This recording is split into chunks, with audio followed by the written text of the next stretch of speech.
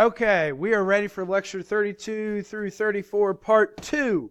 For part 2, we're going to be talking about elimination. Okay, elimination is still dealing with systems of equations. And what we're going to do with elimination is we're going to take this system and we're going to eliminate our x's so that we can solve for y. Or we're going to eliminate our y's so that we can solve for x. Okay, so that's getting started with elimination. Let's look at a few examples here. I've got negative 4x plus 9y equals 9. It's the same equations that we were looking at on our last slide with our substitution. Now, some of these here, one in particular, two in particular as I'm looking at it, would be great problems for elimination. And the two that I'm looking at would be these two down here. Okay, why are these great for elimination?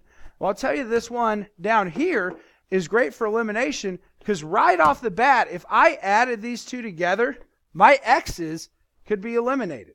Negative 3x plus 3x, those two things are gone. That adds up to be 0x. So I would be able to just solve for my y's. Up here in the top right, okay, I'm going to have to do a little bit of finagling because positive 2y plus positive 2y gives me positive 4y. But if I took this equation up here times a negative 1 to get all the signs switched, then I could eliminate my y's. Okay, so our goal with this one is we're trying to find ways that we can eliminate our y's to be able to solve for our x's. These two would be great examples down here. This one would also work. If I look, I've got an x by itself and I've got a negative 4x. I could take this bottom equation here times 4. And that would allow me to eliminate my x's, right? Okay, so a lot of great examples up here to do elimination with. We're going to look at two of these examples. So let's go ahead and get started with that. Okay, first example, I've got 7x plus 7x plus 2y equals 24, and 8x plus 2y equals 30. Okay, so remember, what we're trying to do is we're going to add these two equations together to eliminate one of these variables.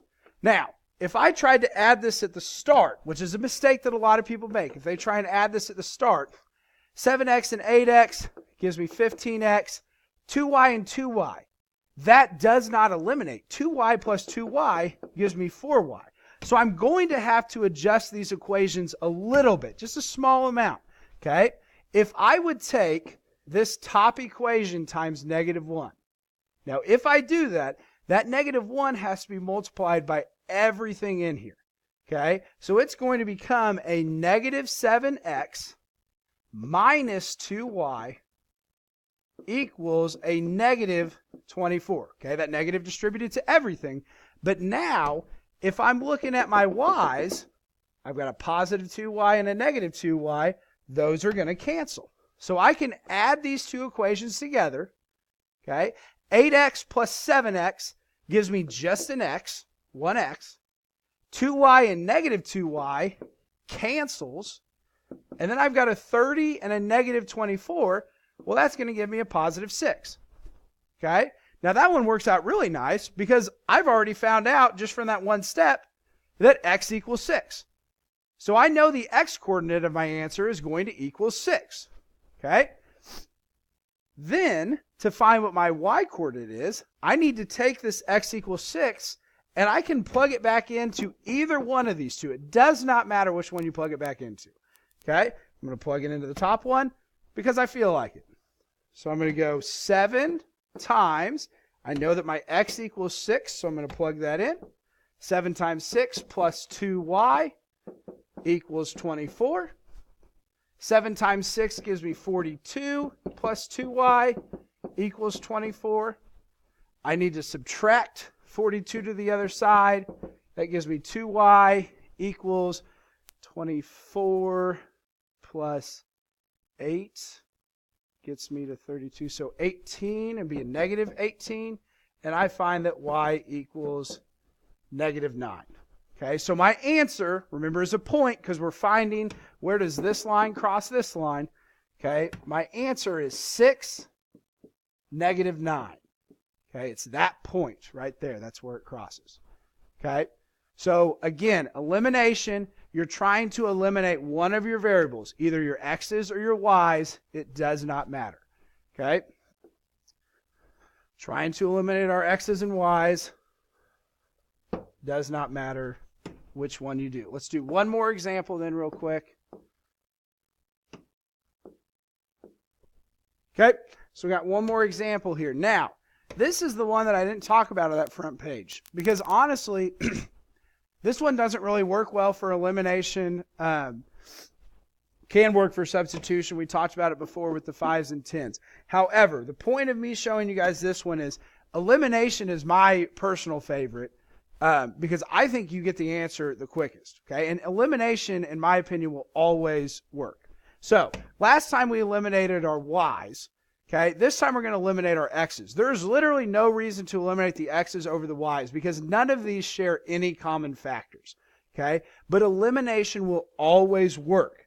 If I've got a 3x and a 5x and I want to eliminate them, I need to take this top equation times a 5, and I need to take this bottom equation times a 3. Because if I take 5 times 3 and 3 times 5, either way it's going to give me 15. So what I'm saying is, if you need to eliminate something, you absolutely have to, and there's no cool trick to do it, you don't notice any common factors or anything, take the top equation by the bottom number, take the bottom equation by the top number. So I had a 3 up top, I'm going to take it times 3 on the bottom. I had a 5 on the bottom, I'm going to take it times a 5 on the top. Elimination will always work. The only other thing that you have to pay attention to is notice that both those numbers are positive, so we're going to need to make one of them negative. Okay, it doesn't matter which one, I'm going to make it a -3.